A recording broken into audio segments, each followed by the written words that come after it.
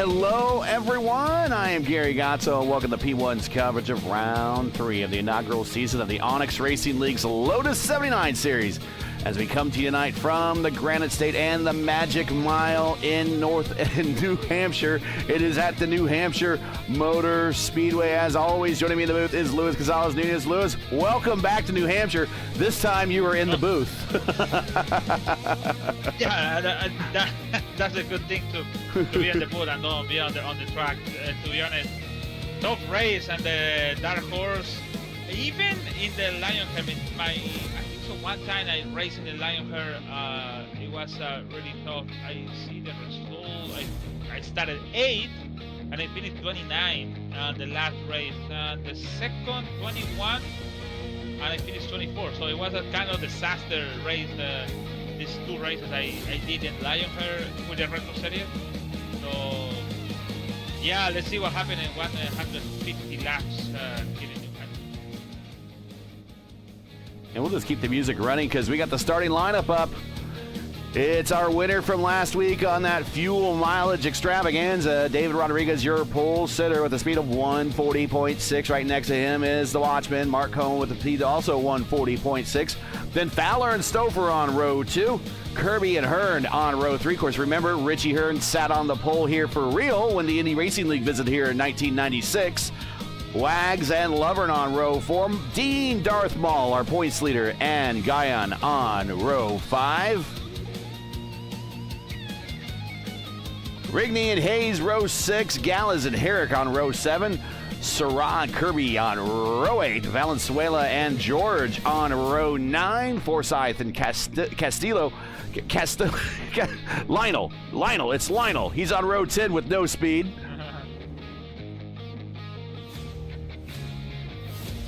And Goodman and Morera ringing up the rear of the pack in row 11. 22 cars here. Not a bad field. No,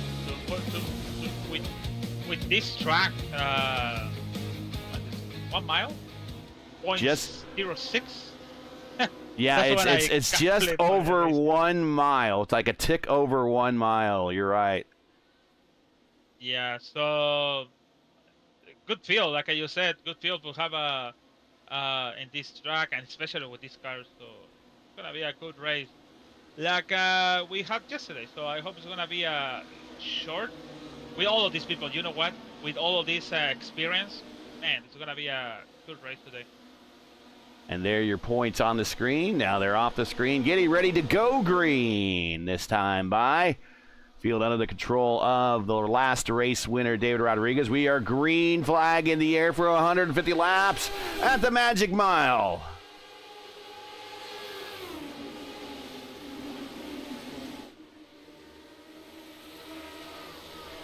Four wide at one point through the corner.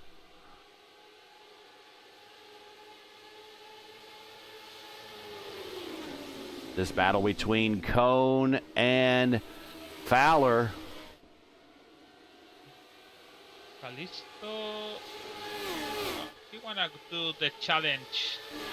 Like I want to go on the back to the front and make the pass for everyone. So let's see. Oh my God! Almost Goodman getting in touch on Morera on the back. So again, Callisto's going back, and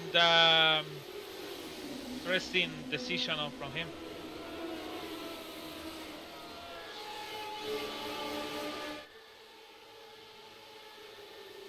And Rodriguez goes purple, speed of 136.7.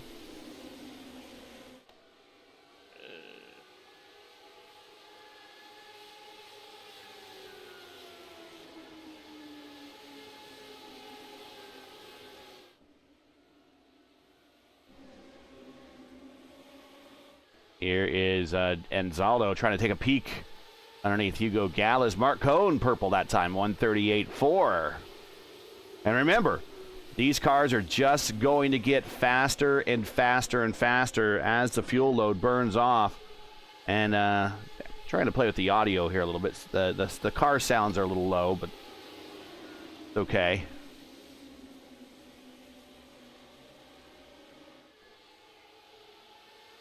Forsyth underneath Jim Herrick as team boss. Mark Cohn goes purple again, 138.5. Your top 5 is Rodriguez, Cohn, Fowler, Stouffer, Richie Hearn. Richie Hearn in the Food for Less car. Love it, man. Right behind them, Brent Kirby leading a pack of hungry drivers, followed by Gary Lovern in the AJ Foyt livery. Here comes Wags taking a peek to the inside in 1 and 2. Rodriguez goes purple that time by. Oh, Wags slides up right in front of Guyan. Here goes Lovern to the inside.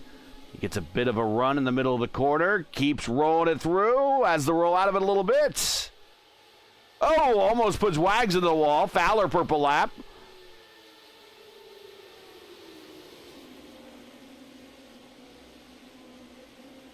Big run on the outside. Here comes Wags.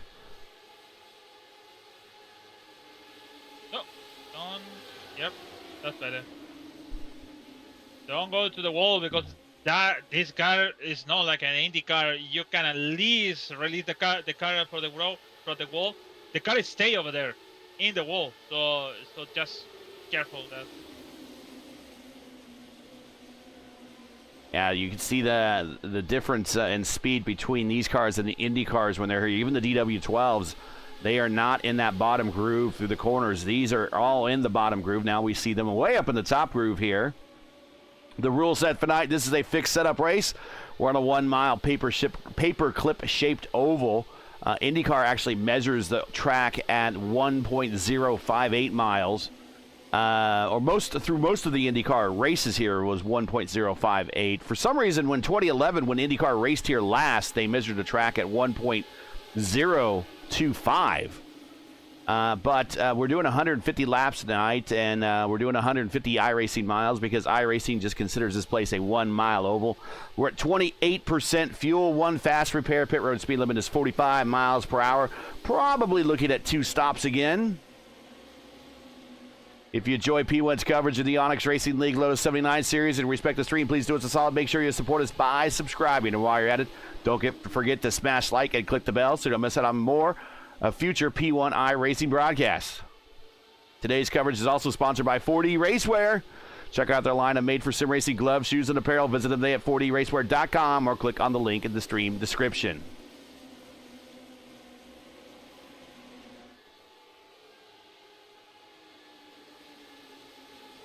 I'm checking the Lionheart stand because, you know, everything is about, this league is about the ex-Lionheart running in this league. Even you and me, we raced in Lionheart also too. So Mark Korn did the pole in New Hampshire in 2019 when they come in here and he finished second. And George did the pole position in 2021. He finished 9th that day. So, and Fowler, 1 year later, in 2022, he did the pole and he won the race. Just kind of information in between the people racing today here in this race here in New Hampshire.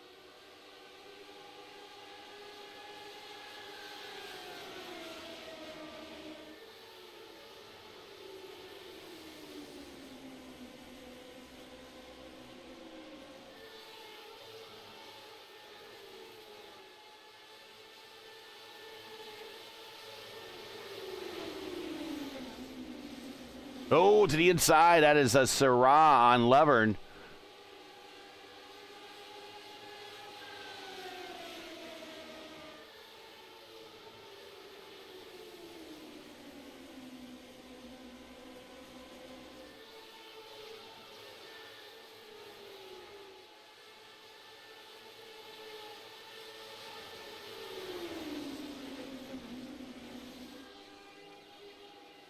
This battle in the mid-pack has been very good. It's Syrah, Lovern, Kirby, Actually, Kirby's in 7th, but Guyon, Forsyth, Maul, all these guys in the mid-pack have all been on one on top of one another. Back up front, though. Let's get the camera up front.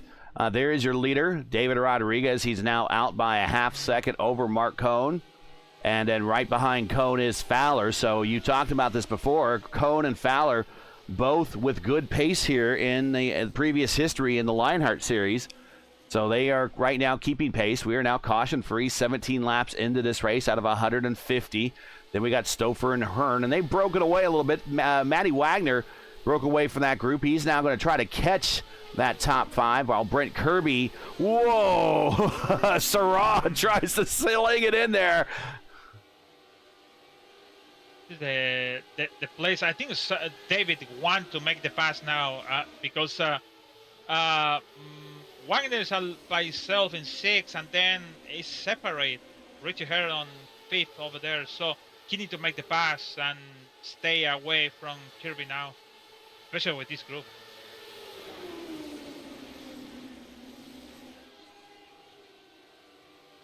And that is Sarah around Kirby. Now, Sarah has a teammate there.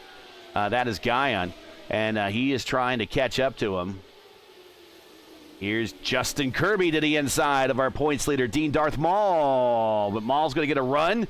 Used a draft of Forsyth. Now Kirby taking a peek to the inside again, going into 3. Whoa! I know you can do it, but the problem is the car is not gonna brake. It's gonna go higher, higher, higher. And when you're thinking about it, yep. And Kirby gets around Forsyth. Late.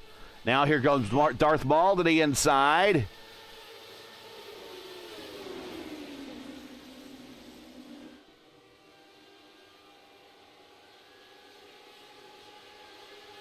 Let's go back to that Maul and Forsyth battle.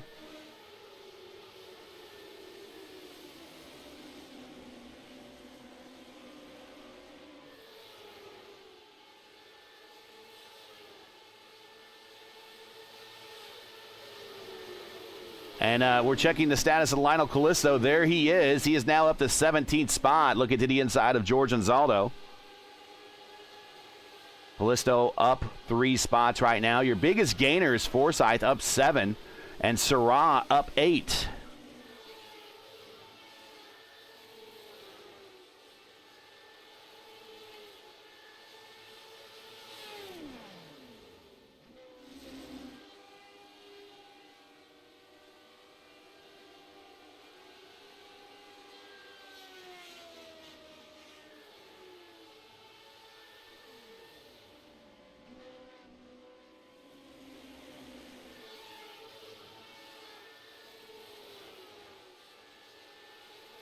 As we watch this battle again now, Sarah's moved away from that group very quickly. Gary Lover now leads it.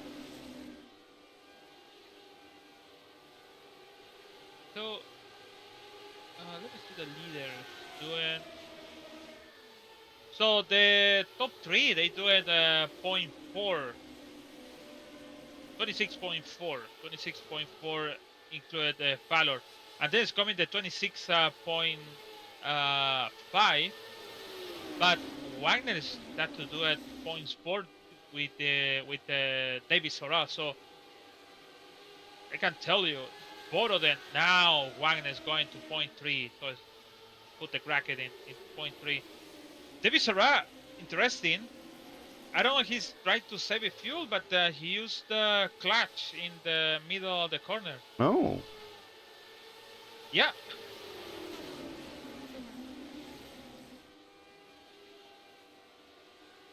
Let's see if he's good in this corner.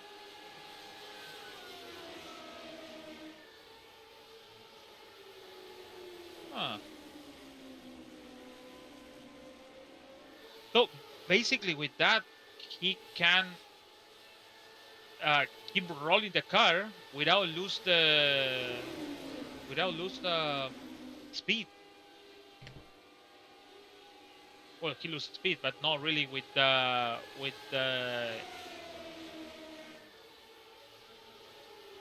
He's doing the same time like a Wagner. so it's fast. It's more fast than the leader. So it's more. It's 1/10 faster than Let's ride with him. Rodriguez. Let's ride with him.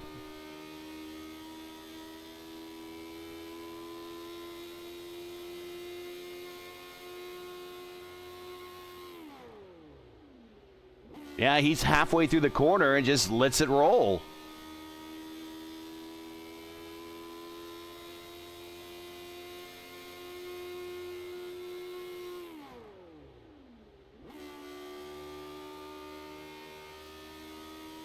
Yeah, that's some good fuel saving right there.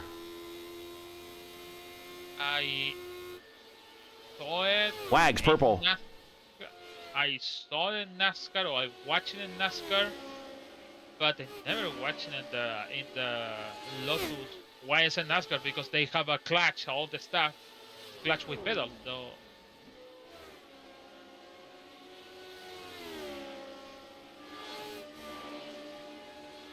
When you did the IR18 at Wagner again, purple lap 139.9. When you were in the IR18, did you ever use the clutch a lot? no, No. at all. No. Maybe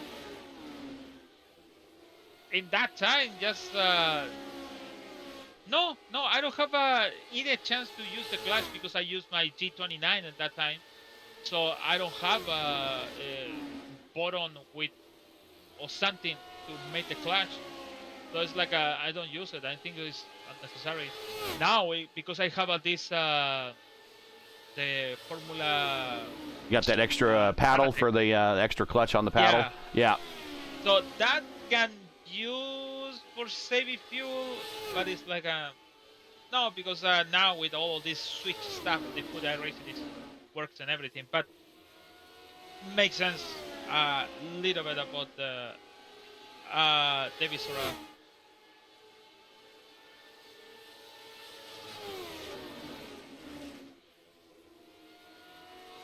So funny. Kirby said, if you wanna pass me to trade foresight, if you wanna pass me, pass me. I think I have a damage. And Forsyth said, oh, I think the same thing though. So I think saying on me, I have a damage on my car. 140 now into the speed bracket for Matty Wags. We go a little bit back. I think that might be Brent Kirby that we're hearing about with the damage. Because I don't see any on Justin. Justin up in 10th now.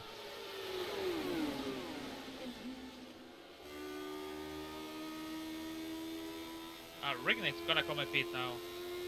Something is wrong. Too early for me. Or maybe it's a schedule for him. At lap 34.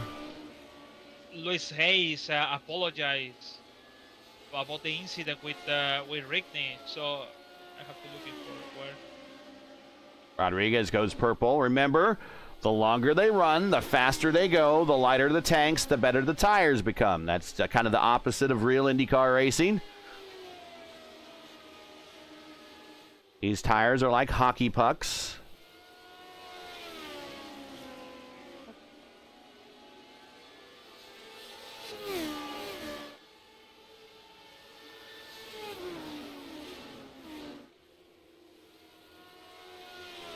Rodriguez purple again. He's just now getting faster, and as a result, the rest of the field is getting faster too. Cone is getting faster. Fowler is getting faster. I suspect that they would probably pit, the window to pit would open probably in about 14 laps from now. Now 13 laps from now. Lap 50, make it lap 50, make it lap 100. And go home. I cannot find the incident with Rickney and Case, but I think they have a contact in between each other in one of the started laps. And because this car is a tank, you can hit on the wall. You think it's a big damage, but the car is still rolling like nothing happened. So if you have a contact between each other, they don't show in the system or something we have over here as a damage. So, but they only know about the damage inside the car, about maybe the wheels a little bit moving for the right or left. but it's still rolling actually. Running, nothing happened.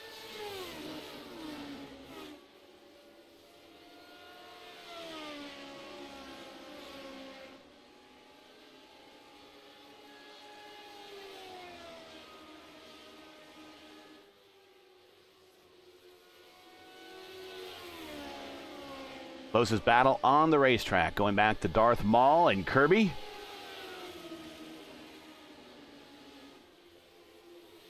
Marcone, there it is. I told you, it's just 140.7. We're going to see that get reset multiple times here over the course of this race. Syrah, 140.5 as the fuel loads burn off. And these tires become more into their prime. I suspect at some point they're going to have to make a decision to change tires. I don't know if they can go the whole 150 without changing at least one of the tires. Normally it's one of the one of the front tires. Yeah, the right tire. But you know what? I don't surprise if it's Marcorn or basically all these top 5 or 6 included Serral. I said top 7, top 9, without all included Guyon. Don't change the tire and save it, and just saving laps, and don't get aggressive in the turns like Stoffer doing now, especially Richie Hare on the back. Just chill on the back. What than that now is catching this group. But I can tell you, Mark Horn with the closing is going with Rodriguez. It should be make the pass, but he don't want to. He knows that the race is long, and maybe the last stint is the most important to save the car and going for the race. Checking chat, Wag says, hey, it's raining, throw the green. Of course, that goes back to the 2011 IndyCar race here when the rare sodding of the Will Power double bird was made. Brett Alt in chat saying, good evening. Lotus 79 Oval Racing. Not enough of it out there, but there is some every now and then. Welcome. Thanks for everyone for being here. Over on our channel as well, we should be towards the end of the Indy Open Series race, and that will carry over into this race, so we should be picking up some viewers from that as well. And then don't go anywhere at the conclusion of this race. We will redirect you directly to our coverage of the iRacing Indy Next Road Series from Spa.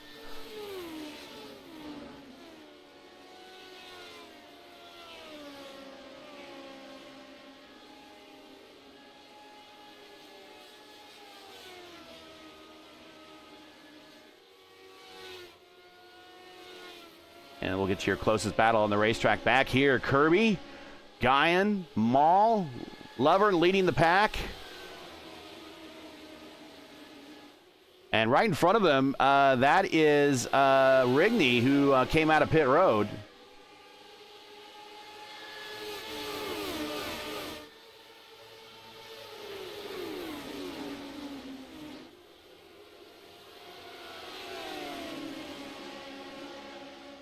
Whoa!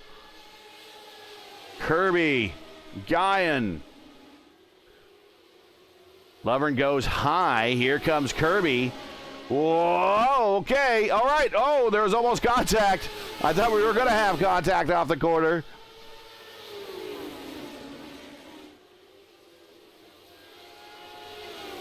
I think Kirby's going to clear Lovern.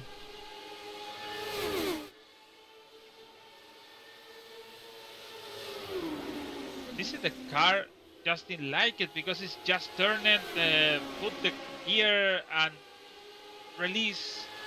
That's it. No main changes. That's what making him too strong now and make almost the pass on Rigney. Actually, Rigney is lap down anyways, but with different strategy actually.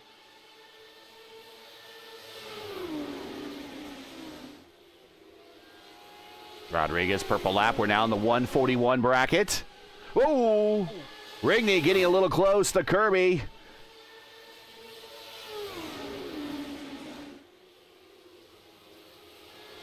Oh, check it out behind him. We're going to go 3 wide. And Lover and Guyan and Maul. Oh, you got to watch. The back end of these cars are a lot wider than an IndyCar. And Guyan goes to the bottom.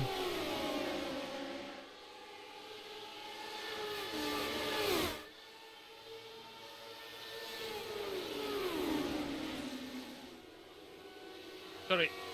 Did you hear I said about the Spa and the Indy NXT or Indy Next? About the woof? No. It's gonna be a long race? Oh, well, I was mute, sorry. So, yeah. Wow. It's gonna be a long race and that car. I remember racing with the Pro Mazda in Spa. This was like my. Justin Kirby Justin Kirby goes purple. And he is now by himself, but they're still racing very nose to tail, wheel to wheel in the back of the pack here. Oh, still more than Guyon.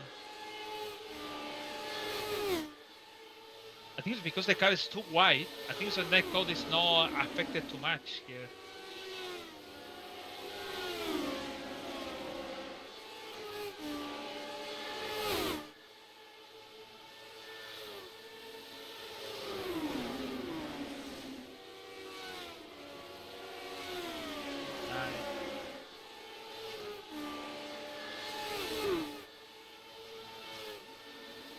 Rodriguez coming to the pit now. All right, Rodriguez making a scheduled stop right when we suspected he would. Right around lap 50 is when the window opens to make this a simple 2-stopper. And here he comes down pit road. Remember, no pit road speed limiter on these things. They must do it by feel. Also on pit road, that is Jim Herrick. No, abort. Wagner abort. Oh, the exit. My. Rodriguez is only going up. Actually, he's going up on all 4 corners. Okay. Yeah. So basically, he don't need to change the tires to the next one. So that's what I talked about last time. You can change the first 4 in the first stint and penalize time. Sarah on pit road. Don't change it to the last one. He's in the air, all 4 tires. Oh, George misses his spots. He goes up on the front and the back.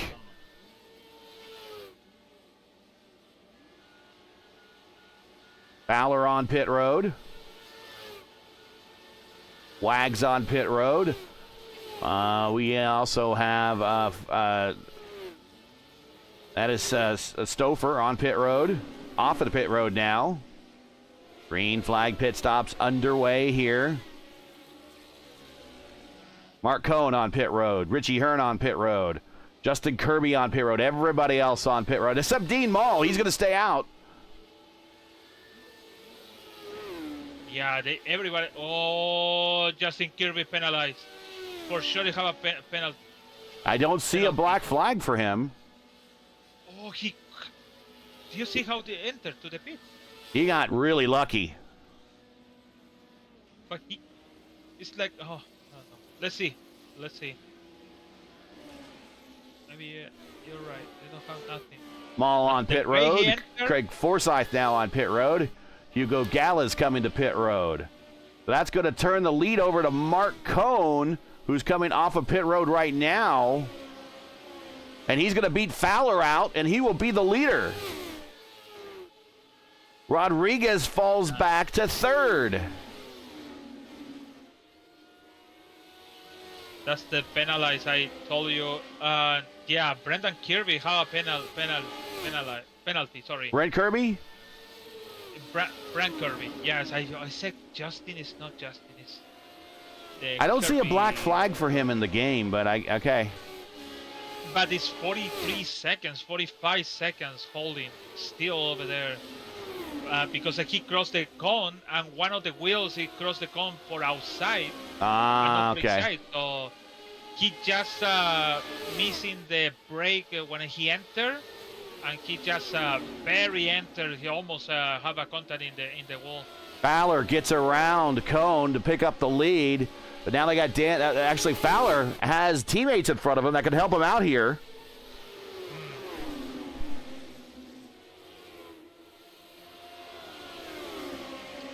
So it is Fowler.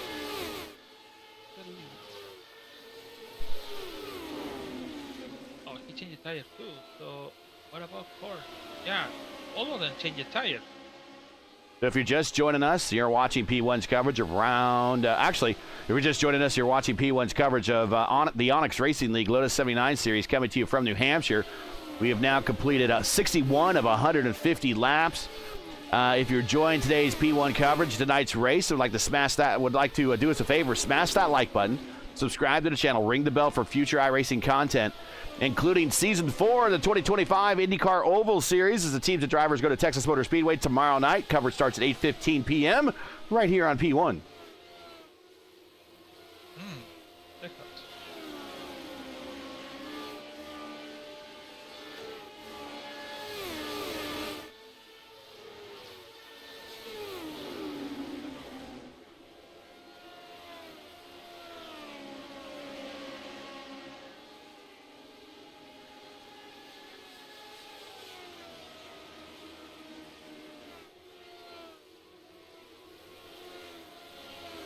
So, IndyCar in 79 came to New Hampshire? I don't think so. Nope. Was New Hampshire in 79? No, the first race for New Hampshire was in the 90s. Oh, makes sense. So which one could be the shortest? So it would be Milwaukee. I think really there wasn't very many paved 1 mile ovals at the time, believe it or not. Trenton? It was like Milwaukee, Trenton. I think Trenton might have been a mile. And Phoenix. That's kind of what the 1 mile ovals were. Let's see on.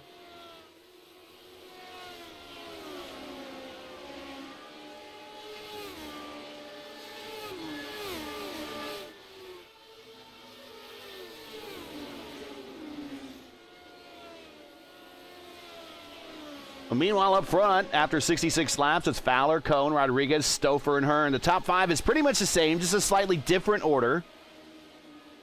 And Wags now attacking Hearn. Wags looking to get into the top 5. Oh no, Trenton is 1.5 miles. Yeah, that's what I thought. Trenton was a mile and a half, yeah.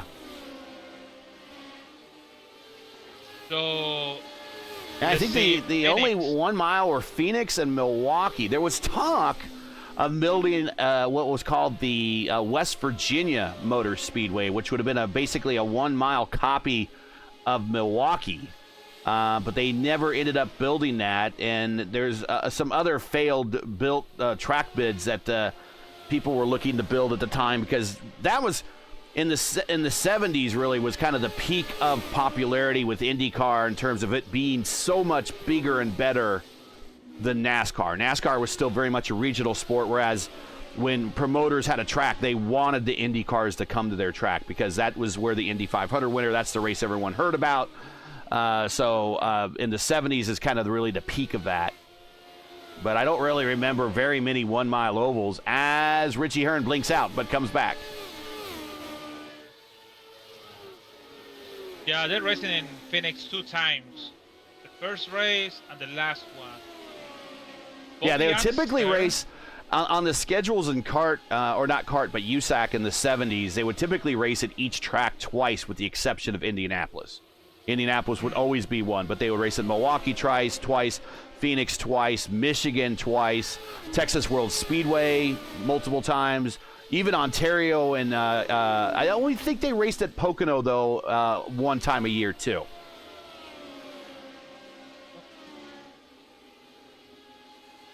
Just Michigan, Ontario 1 time. Preston 2-time. Oh, Michigan 2-time. Yeah. Wow. But And typically, Pocono, typically Michigan was, and they would race at places like Atlanta too, but Michigan was one of those places where they would have, like, one weekend, it would be like a 100-mile sprint race, and then the next time they go back, it would be like a 200-mile race. They didn't have the first 500-mile. They didn't have, actually, at Texas World Speedway, they never had a 500-mile race, and that basically was a copy of Michigan. And Michigan didn't have its first 500-mile race until the 80s when Ontario closed. no. But in the early 80s, up until about 86, they still had 2 races a year at Michigan. They would have one would be like a 200-mile or 250-mile race, and the other one would be the 500-miler. And then eventually they just took it down to 1, yeah. Yeah, 125. I don't know why they counted like 2 days in July, like 2 races in July 15. Anyways, well, they would have much like where they had double headers with Iowa and Milwaukee, and that they're going to have Milwaukee again next year will be a doubleheader. What else they have a doubleheader this year? They forget where they all had doubleheaders recently, but yeah, they would have weekend doubleheaders, not same-day doubleheaders, but weekend doubleheaders. And sometimes they would count them as like one race, but it would be a weekend doubleheader. Yeah. They look like racing the same day. 125. So sometimes they would do same-day doubleheaders, very similar to how IndyCar, I think in 2011, did the Texas two-step at the Texas Motor Speedway. They had one race, and then they inverted like the first half of the field, and then had another race later that night. Oh, yeah. You're right. Huh. It wasn't like, I don't know, it wasn't good for the driver racing the same after the race. I don't know. Hey, in December, P1 Broadcasting becomes a primetime home for Today at the 500. Sponsored by Oil and Gas Safety Supply, your nightly destination for all the action leading up to the prestigious PRI Hoosier 500, the last kiss of the bricks for 2025. Going to start right here and on Elite Racing Network. So the countdown is on. Pucker up and don't miss a second of the action. Like, share, and subscribe to stay locked in, and we will see you in the last big IndyCar race of the year at the PRI Hoosier 500 in December. 70-something days. I think 76 days.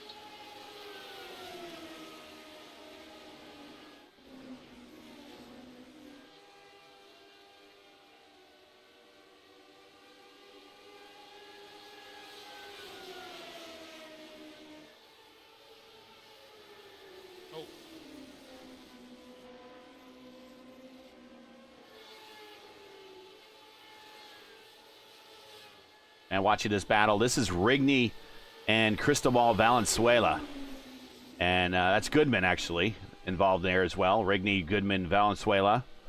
And Rigney gets on by, move Rigney up the 13th spot. Remember, he's on a slightly different strategy than everyone else.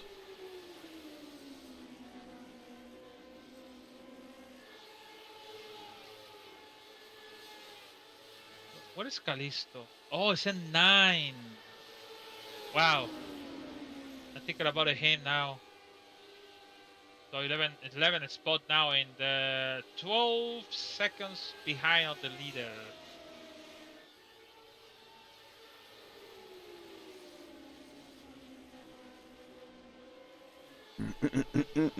All right, well, we got Fowler as our leader. He's in traffic right now. Right behind Fowler is Cone. I don't think Fowler's really pushing the issue because he's getting some mileage off of Gary Lovern, who is now the last car on the lead lap in that A.J. Foyt livery from the early 80s. Then is Cone in second. And I think Cone is pretty patient as well. Rodriguez is in third. Then they have a lap car of Hugo Gallas and Jim Herrick behind them. So again, unless we get a caution, what we're looking at, here goes Fowler to the inside of Lovern. Unless we're looking at a caution, we're looking at really now this race is coming down to 3 drivers, kind of like how it did at Homestead.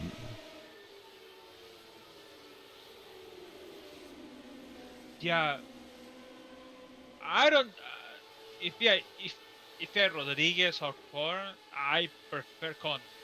I prefer to don't have a yellow flag because the difference between Rodriguez and Wagner is 5 seconds. So it's a ton. So it's like it's a two groups over there for one for the victory, and the other one is just battle for the top 4. Where you see 4 drivers or 5 drivers over there with Stoffer, Hearn, Zero, yeah.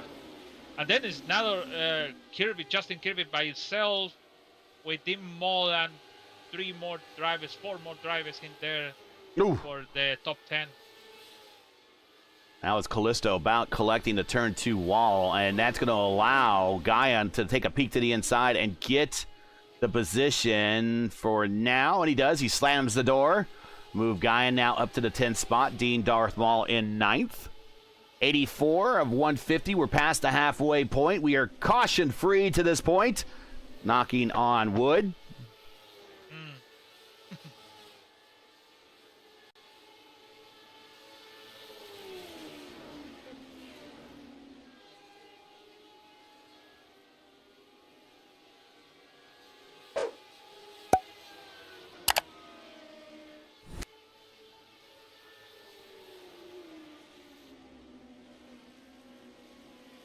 Speaking of Michigan, we were talking about Michigan. The next race for us is Michigan next week. Legacy Michigan. That's going to be an interesting race. even hearing it in your voice, you were like, oh. Yeah, it's going to be really interesting. This is the same stuff when you're driving with the DW12. It's like if you sleep, you can lose the pack. And return the pack is tough. It's no try to return it because it's not. You can swap with the other car, but it's really difficult. And that's what I remember when I racing in Lionheart. It's really difficult. You have to stay in there. And also one more thing, in restarted, you have to at least use your clutch. Because in one restart, you can at least lose 2 tenths, maybe 1 tenth for each change gear in restart. So, because it's a long straight, you have to at least use the clutch to don't lose the power with all these cars behind to you.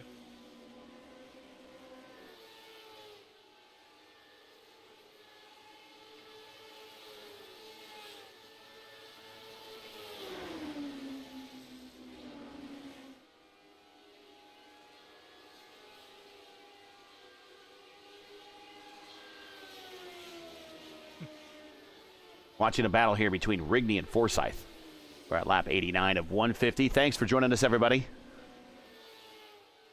Clinty says wanted to be out there, but registration wouldn't let me in.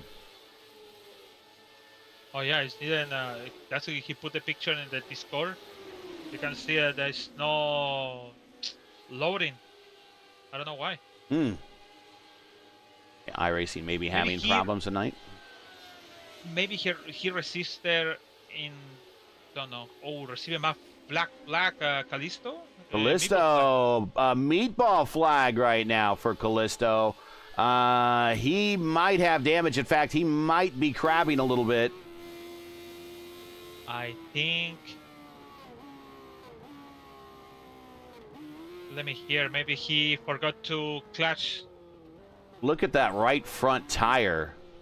That is a very unhappy right front tire.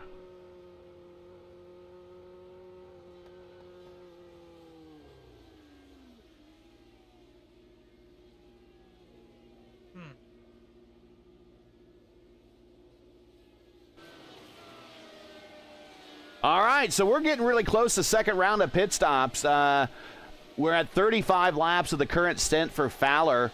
56 is what he did last time, so he's about 20 laps away. Same thing with Coney with 57. He's at 35. Rodriguez at 54. He's at 38. So we're not too far away. Definitely need to start thinking about it.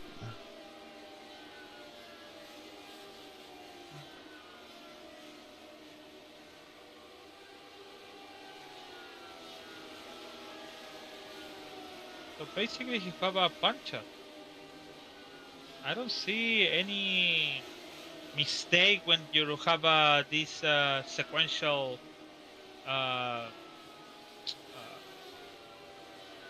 what is name? Sequential transmission. I don't know what is name in English, but I don't see the issue. Maybe like the tire's gone and they show to him you have to come into the pit.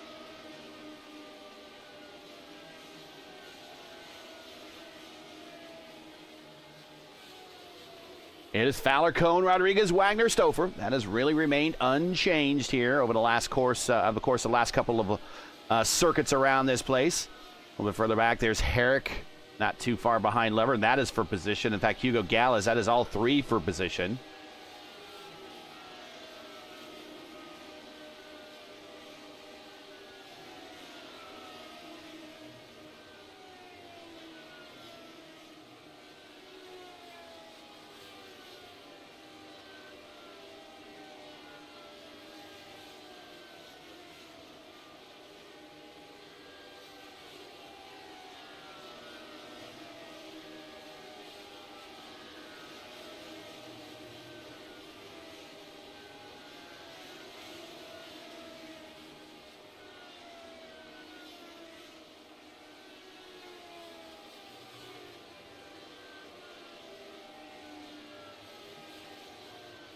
Now the question, Callisto change the tire.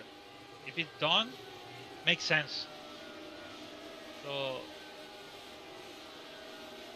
Now I'm wondering maybe that was what he had is a right front that was just done, totaled.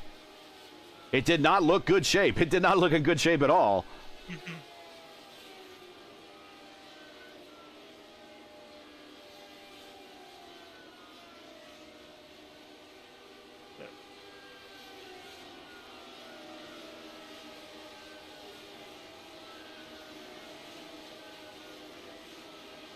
no, he didn't change it. That's the reason. So he didn't change the tire. So basically he was for 90 laps with the same tire, try to survive, and he have a issue with the front tire.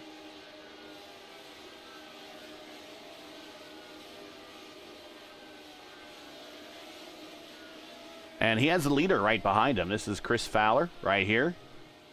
As we are watching, there he goes. Fowler just sends it to the inside and turns 3 and 4. Let's ride with Fowler a little bit. Actually, let's ride with Mark Cohn a little bit here. Take you some laps around this place. Basically a very flat track. They do have variable degree banking here.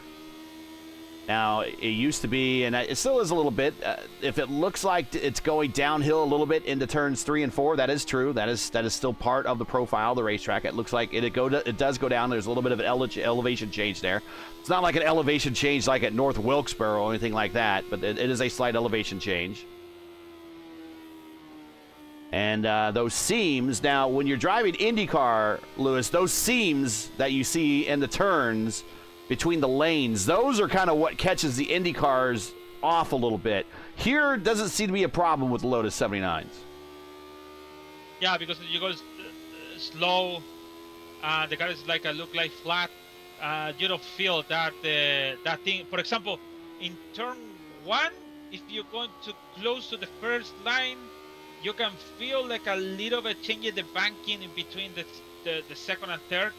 But like you're right, it's more like obvious in 3 and 4. Like it is little bit banking, and that's why the car, for example, happened in the Dark Horse.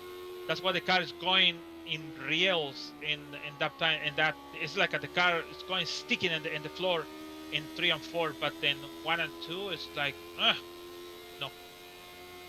Less than 50 to go now. And we have 12 cars on the lead lap. Last car on the lead lap is Goodman in 12 spots. And there is Goodman. And right in front of him is, it's Cristobal Valenzuela. Wags purple lap. So here we go. We're starting to reset them again.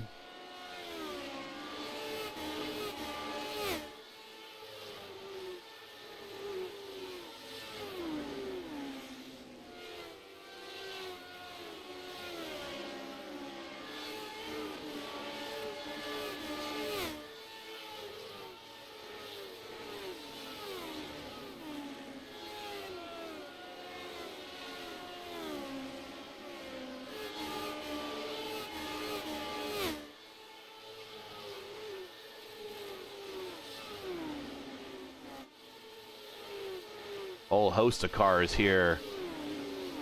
That is Forsyth. He's down in the order a little bit. He's not racing with Syrah there. He's just battle for track position. Wagner and Pitts. Wags in pit. Final stop. Same thing with Say Hey Lewis Hayes and the STP Wildcat. No tires for him. Wags not going up on the jacks. There we see the STP Wildcat, the Patrick Wildcat, going up on the jacks.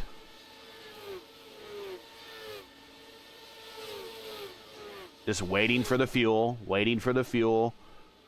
I believe when they fuel these cars, they're simulating like jugs being plugged into them, kind of like in NASCAR. Not how they do in IndyCar, where they have a fuel rig. So typically the fuel is going to run slower there. Going to be all gravity fed. How was an IndyCar? It's just one the thing and that's it? For the fuel? Yes. So it's one quick connect that also has a vent, and Rodriguez going to the inside on the front stretch. It has a vent, so it will take the air out as well.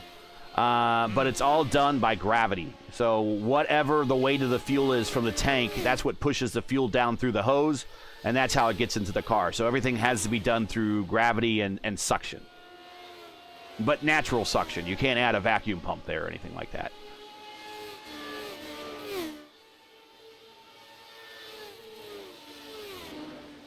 It used to be an IndyCar, they would have two vents.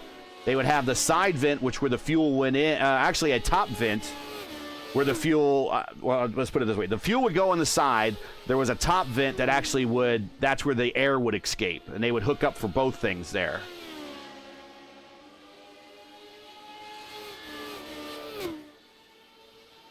That's George Anzaldo on pit road. So basically it's the same, not the same, but kind of similar happened. Right. In the real day. With, well, now less dangerous than that time.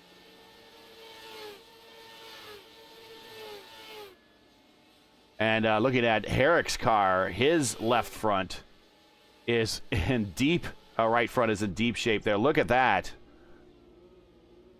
But he's going to stick with it to get these final 38 laps.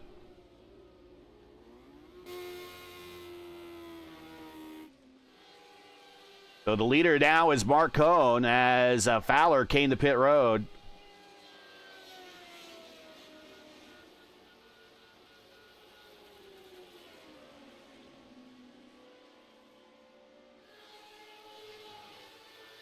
Oh, interesting. I didn't know that. So in 1979, Formula One, they're not refueling. They just tire compound and that's it. Like they do now? Long. Yeah. They said it's not really common strategy element in racing. After 1982, they started until 2010 when they banned it. But I miss the fuel stops. I really do. I wish they would bring that back. Sure. But the way and here comes Cohn, Cohn to pit road. I wish they would bring it back. But I think they've actually shortened the races since they've instituted that rule. I guess the races might have been longer. That's what facilitated a fuel stop anyways. So I wish they would bring back fueling, though. I missed that a lot. Actually, they make the same time. Okay. Even the car is going more fast, but it's the same thing. Remember, they consume more fuel than before. It's like they put 60 something liters, and you already know. You already knew about the timing in pit, how many laps you're gonna make it in track. So if it's 7 seconds, it's gonna be a short stint. If it's over the 9 seconds, it's gonna be fuel stint. Sorry, Cone beats out Fowler by a considerable distance, about 2 seconds to keep the lead with 35 to go. 18.6 seconds on box. That's your 2 seconds in between Fowler and Korn. So he did a good job in the pit stop. He made the good calculation to just put the specific fuel and just coming out. Even Rodriguez, he did 3/10 less.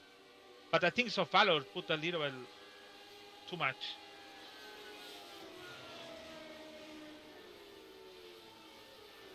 Uh-oh. Something wrong? I hear that is cheap, Chris. So let me, Justin Kirby. That's why. They have a contact with. Oh yeah, Kirby's stopper. left front is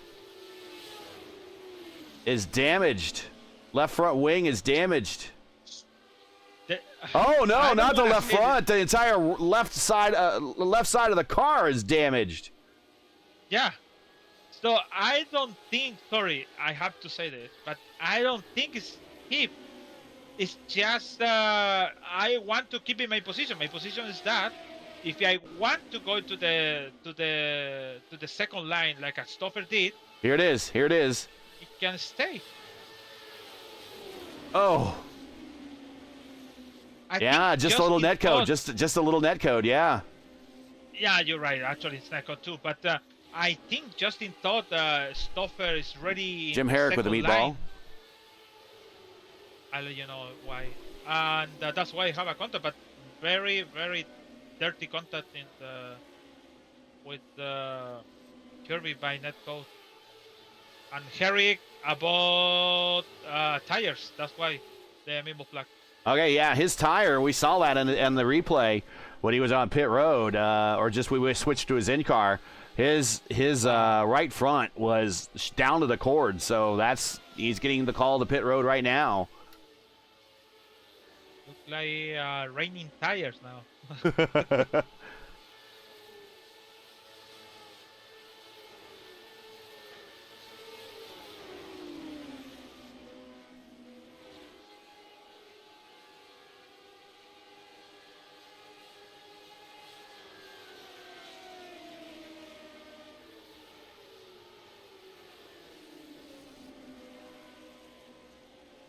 So let's go through the order here with 28 to go. Mark Cohn is your leader. There is the Watchman down the backstretch. He is your leader by 2.1 seconds over Chris Fowler, who's led a considerable part of today's race. Right now, he's in a catch-up position with time running out. Last week's winner, David Rodriguez. So Fowler looking at another podium. Rodriguez looking at another podium. Richie Hearn, he's hanging out in fourth. It's a distant fourth. Oh, he got into the wall off of four, by the way. But he seems to be okay. Matt Wagner's right behind him. He sees blood in the water.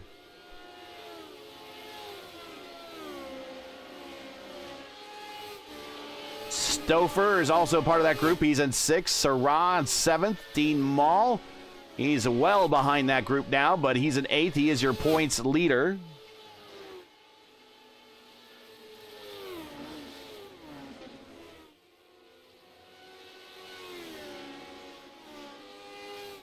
And if you're just joining us from the IndyCar Oval Series, or excuse me, IndyCar Open Series, Monday Night Top Split, welcome. You are watching the Onyx Lotus 79 cars at New Hampshire.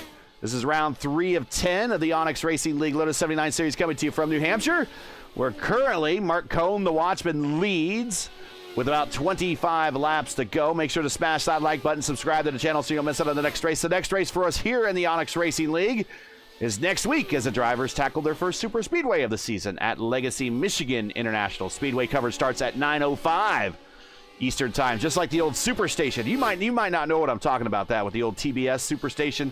Everything started 5 minutes after the hour. 9:05, 8:05, 8:05. 8:05 was when NWA Wrestling, World Championship Wrestling, always started on. Or 6:05, I think, also on Saturdays on the Superstation. But it's 9:05 here on the channel, the Onyx Racing Series. Oh, Valor hit the wall and Rodriguez coming from the back.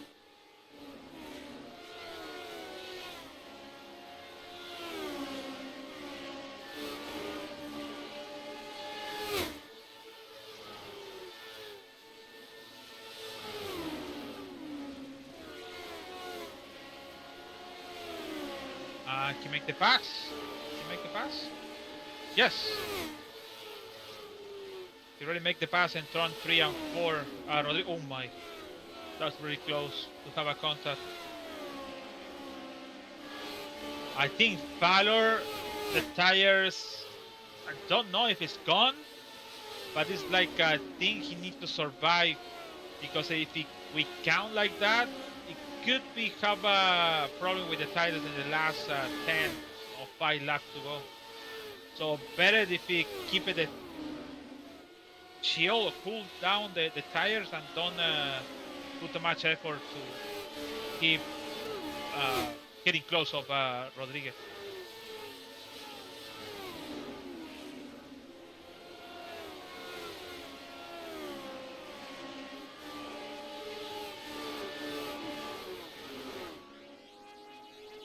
Sarah taking a peek to the inside of Stouffer. This is a battle for position. This is for 6th and 7th.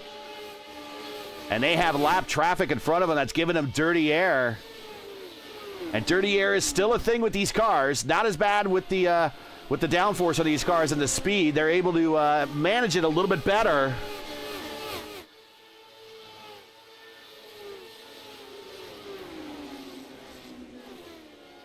And Zaldo in the Domino's hot one, staying high. Why Marcon lose 2/10? But it's all good. Marcon has traffic in front of him. That is the form of Dan Morera. 19 to go. Let's ride on board with Marcon, see how those tires look. The tires look good on the front, but he has traffic in front of him.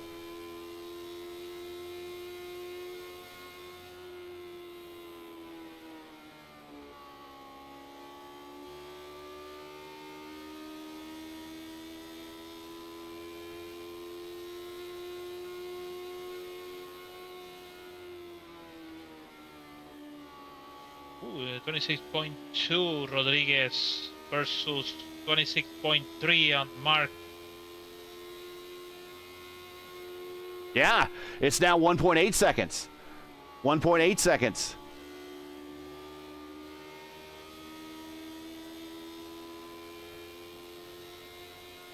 You're seeing it right there on your screen. Oh my. 1.6. All right, folks, we got a battle for the lead coming up. It's brewing. As Cone trying to get around Morera, and he does.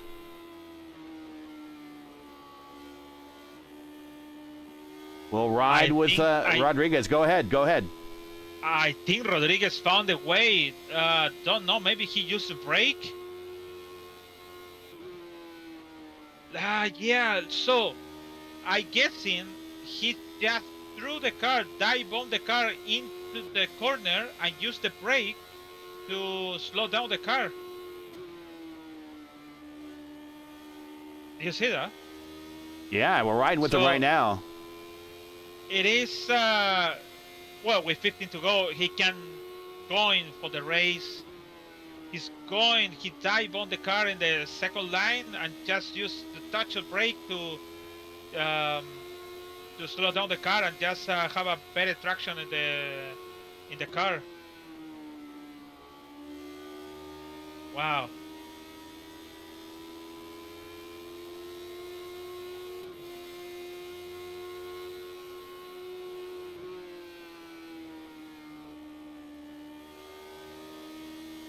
is half a second fast in last lap, so he's going for the race. And he's there. We're riding with him. 13 to go. Battle for the lead in 3 and 4. Got his car half a lane lower, trying to get up into the wall. Cone taking a little bit of a block down the front stretch. A little bit of a fade. That's illegal. And Rodriguez to the inside in 1 and 2. And just like that, the pass for the lead is done. And at one point, we thought Cone really had control of this race. And with inside of the finish here, within 12 miles of the finish, the whole outlook of this race is different now.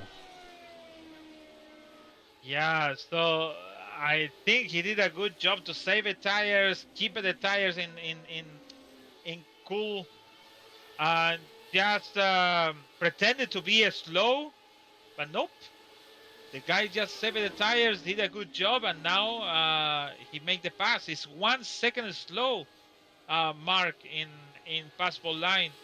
I think the tires on Mark. Yeah, they're gone. They're gone. He needs to now worry about Fowler. Fowler's not that far behind. There he is. I think he must to be worried. Oh, look at the left. Let's go back. Let's go back and look at Cone now.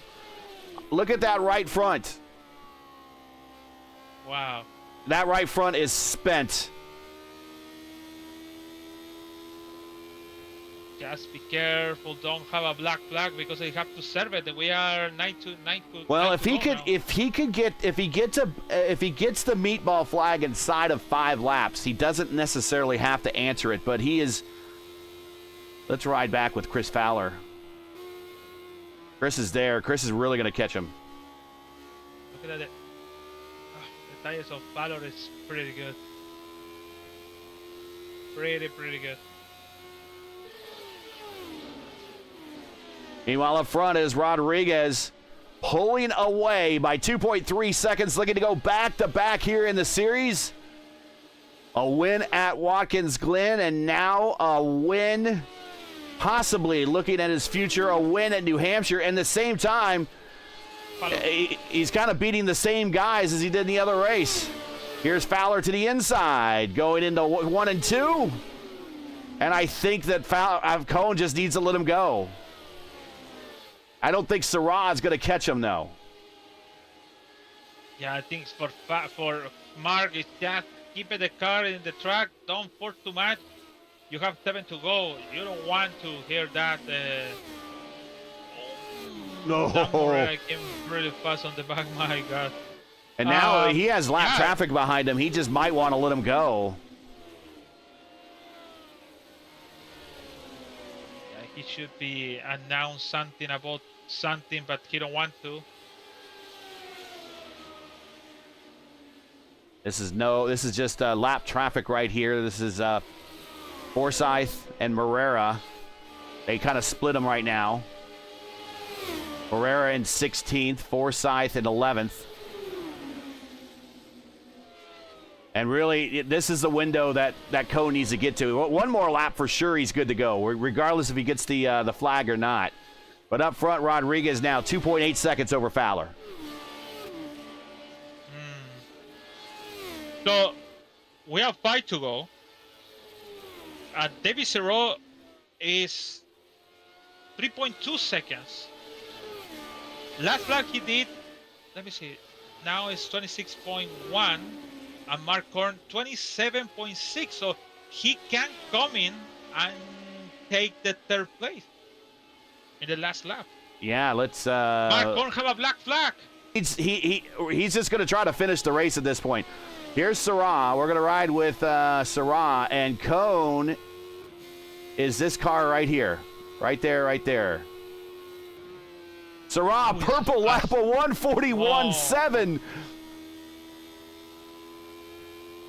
I think that's Kirby getting out of the way.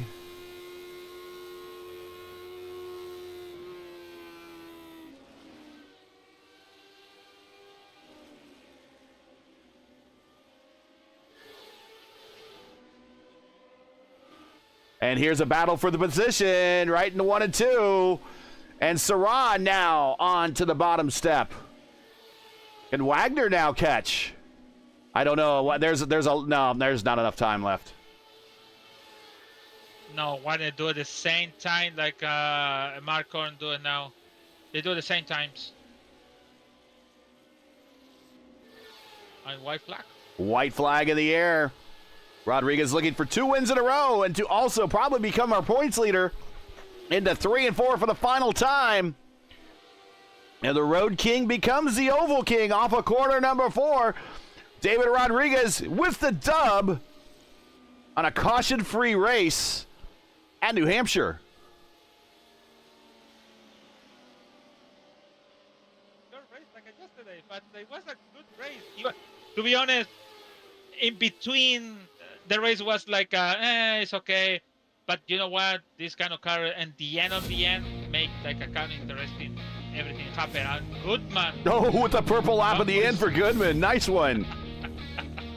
141.8 and around the track. So yeah, this time Rodriguez won by performance, not by safety. So really good for him.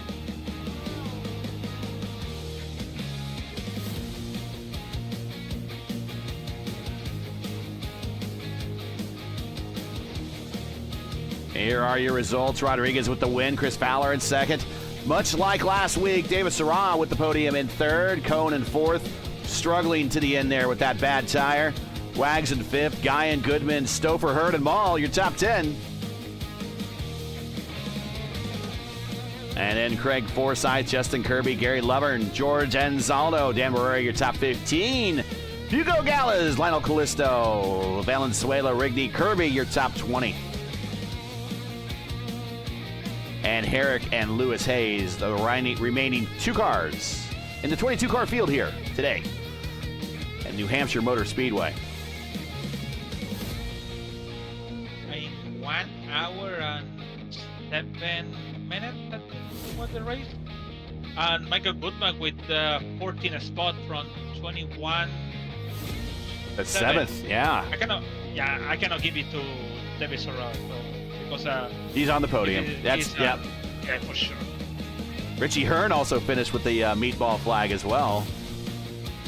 Actually, he tried to come in the last lap. It's like, nope, I prefer to finish the race like that. David Serra, we're getting some. He'll join us first here. We got 2 Davids on the podium today.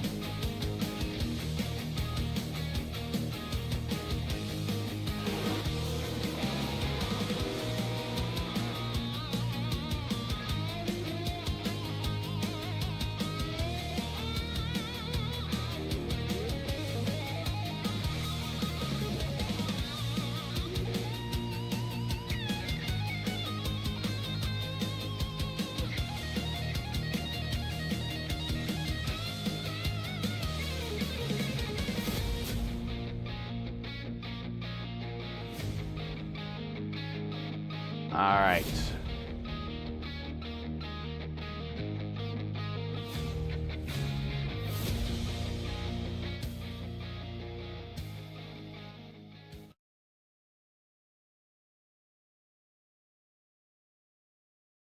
And we'll get into the interview room, get some interviews here. What people thought about tonight's race.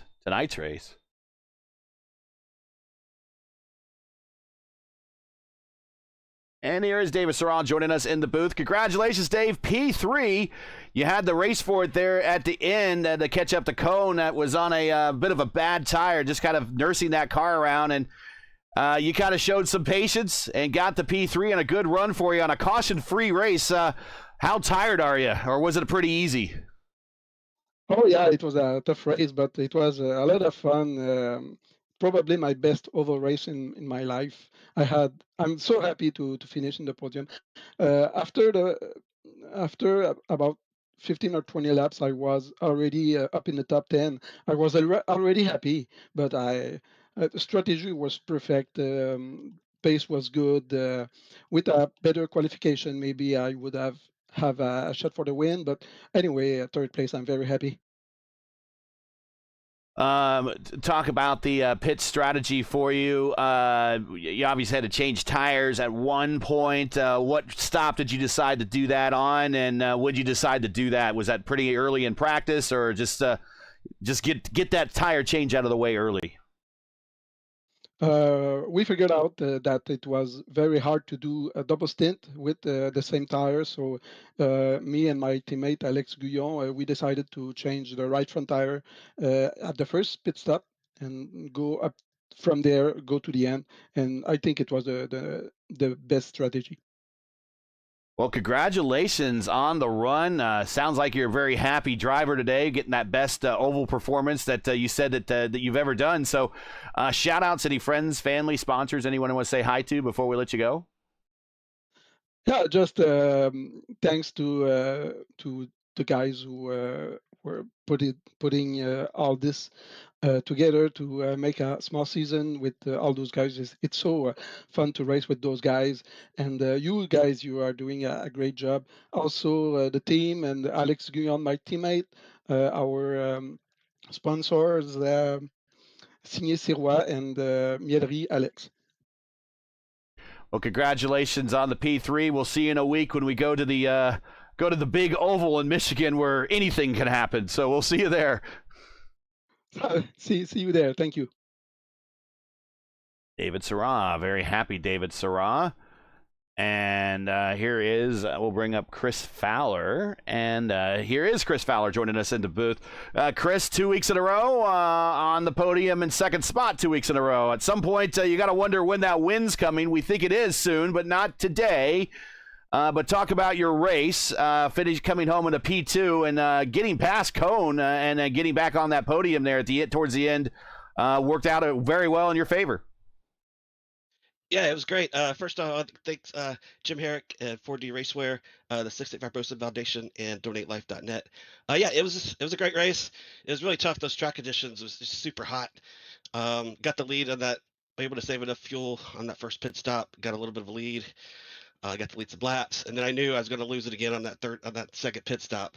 I took a right front, and that's kind of the end of it. I know Mark killed his right front by not taking one, and then David was able to hold up to his tires and to get that win. But it was a good race. Happy to come on with the P2 again. Hopefully that win is soon. Hopefully. Well, you keep finishing second. I think at some point it is. But 2 races in a row. Any shout outs, friends, family, sponsors, anyone you want to say hi to for getting this podium? I mean, you've had some really good performances. You could very easily have 3 podiums in a row the way this season started for you. Yeah, Homestead was a little bit of bad luck there. I still don't understand what happened there, but it was a good race up until that point. But yeah, just Jim Herrick at 4D Racewear for supporting me and let me on the team and give me a place to race for this year and the season. And thanks to the Donate Life and Cystic Fibrosis Foundation continuing to support me and keep me going here. So I appreciate those guys and happy to be here and having fun racing. Led 53 laps tonight. A win not too far off in his distant future. Congratulations, Chris Fowler, finishing second. Thank you, sir. All right, now we'll bring up David Rodriguez. 2 in a row. Here he is. 2 in a row, David. Congratulations. Road King last week, Oval King this week. But it really came down to running down and saving those tires, running down Cone. When you saw him out in front of you that far ahead, especially after that last stop, did you think that you were going to catch him at all, or did you really kind of think that you were racing for second and it was his race? I initially thought I was racing for second, and my focus was on Chris in front of me, but I was actually in the same channel as he was talking to him, and he said that, oh yeah, when I came in, my right front was at 38%. I'm like, oh wow, so in the back of my head, I'm like, he might not last to the end of the race. Mm-hmm. And so I was just pushing after I passed Chris. I just pushed to catch up to Mark there, and by the time I got up to him, his tires were gone. And made the pass, got by him, and it looked a lot easier than it probably was for you. You always have to worry about the specter of netcode hanging over your head here. But you got it done, got the win. And now I'm going to refresh the page here. I think you are going to be the points leader by 18 points over Chris Fowler. Dean Mall goes down the third. Guyon is in fourth, and Craig Forsyth is in fifth. And now we're going to a track where anything can happen next week. What's the outlook look like on Michigan next week for you? Just stay patient and ride along and wait for that door to open, or go to the front and try to control the pace? In the Lionheart Series, Michigan is one of the tracks I previously have a victory at, and I think it's just the key is to just be patient and hold your line and try to position yourself for the end. Shout outs, any friends, families, sponsors you'd like to say hi to before we let you go? Second week in a row. Yeah, just Onyx Racing League for putting us on this great league, and you guys for the broadcast team, and my team AdWorks, for everything that we do and everything. So yeah. Well, congratulations on the win, 2 in a row. Now the points leader going into the next race. We'll see you at Michigan in a week. Thank you, guys. Those interviews went really quick. Everyone was really happy, got things to say, and they're out. They want to go celebrate. But Lewis, talk about your thoughts of this race. It was a quick race. No cautions, 150 laps. There were some issues, but nothing that was really going to bring out a caution flag, and nothing that really involved like more than 1 or 2 cars having a little bit of maybe net code or maybe a little bit of contact, but nothing big. And this race went on uninterrupted from start to finish. Yeah, it was a tough race. I can see the picture from Mark. Remained in percent is 0% from the right front tire. So, and also Wagner with 7 and 4% of the front right tire. What we're talking about, 7 and 4 is between the wheel, left, middle, right. In the right front. So that's the percent when the tire have a degradation in there. So it was really difficult. I remember I have the same issue in my race in New Hampshire in 2023. Good practice and stuff, and then this surprise when the tires don't have even can turn it. So especially bad luck for Korn in the last 4 laps.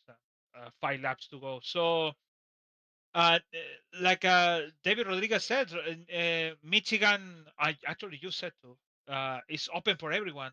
It could be win Valenzuela, could be win even Hugo Galazo, could be win whatever. Even I won in the one super speed with the last race in the Lionheart. I won with 1 lap down, and I won the race. So it's like everything is open for everyone. So it's going to be really interesting next week in Michigan, and let's see what happens in there. And tomorrow we have Texas. So see you tomorrow in Texas, and I see you next Monday at 9:05. That's a strange name. Oh, straight. Sorry, really, really weird numbers and hours for me, because in our country we don't calculate for 0.5 p.m. or whatever. But it's kind of like you said, it's like all times broadcasting racing. So see you tomorrow. See you next week in Michigan. It's going to be a really exciting race. Is that 100 lap? Yeah, let's look at the stand. Yeah, let's look at the, yeah. I think it is going to be 100 laps. So, yeah, looking forward to it. Man, it's gonna be a good race. We're gonna see a lot of pit party with 4 or 5 or 8 cars in the same second coming to the pit. All of these guys in 5 wide or 4 wide. So it's gonna be a really nice race on next Monday. So see you there. So that's it for tonight. Once again, your podium here from New Hampshire is David Rodriguez getting his second straight win. And now is your points leader, Chris Fowler, finishing on the podium again. And David Sarah getting his first podium of the season. It's the Davids on the top and bottom step. Chris in the middle. That is your podium for tonight. Join P1 and Onyx again next week as the series heads to Legacy Michigan International Speedway. Coverage begins around 9:05 p.m. Eastern Time. Again, that's 9:05 p.m. Eastern Time. Remember, as always, for the correct broadcast time in your area, you can find everything right here at YouTube at youtube.com/@P1 Broadcasting. Now, As you know, the YouTube algorithm game's not easy, so please help support P1 with the weekly grind. Leave a comment below. Let us know your thought on tonight's race and if you enjoyed tonight's coverage. Support us by smashing like in the video. If you're new, click subscribe, and while you're at it, hit the bell for weekly reminders so don't miss out on more of P1's other iRacing programming, including tomorrow night. It is our iRacing Open Wheel Series doubleheader. Coverage starts at 8:15 p.m. Eastern Time with the IndyCar Oval Series, followed by the iRacing Indy NXT, or Indy Next, that NXT's wrestling. Indy Next Oval Series. The IndyCars will be at Texas Motor Speedway. The Oval Series will also be at Texas Motor Speedway. So if you like open wheel oval racing, then make P1 your home tomorrow night, as both the IndyCar Oval Series and the Indy Next Oval Series will show up at Texas. Onyx Racing League Lotus 79 Series is brought to you by 4D Racewear. Check out their made-for sim racing line of gloves, shoes, and apparel. Visit them today at 4dracewear.com or click on the link in today's description. Track cams for this race are provided by Whiplash Sim Cams. Get the most out of your iRacing experience with Whiplash Sim Cams. To learn more about Whiplash, like them on Facebook or follow them on X and Instagram. The links are in the description. So, for Luis Gonzalez Nunez, everyone here at P1 and 4D Racewear and Onyx, I'm Gary Gatto saying all good night and thanks for watching. And tell all of our men and women serving in the military and its first responders, Godspeed, God bless, and come home safe. Catch us again right here next week in Michigan. It's going to be a good one for the next race of the Onyx Racing League's Lotus 79 Series. Good night, everybody.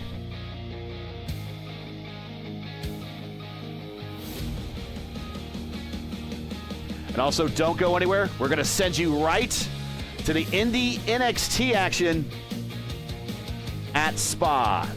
Don't go anywhere.